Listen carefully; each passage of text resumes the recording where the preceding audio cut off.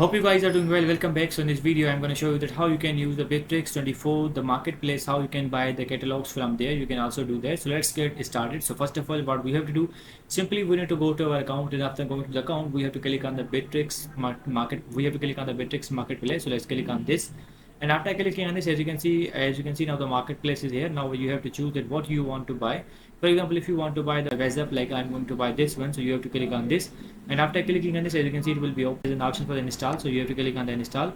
And after clicking on install, it will ask some questions. So you have to write that, and then simply it will. And after that, as you can see, simply it will be installed. So I'm going to cut this one. So let's cut this.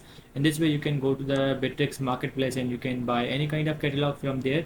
I hope you guys understand this video that how you can do this. So see you guys in the next video.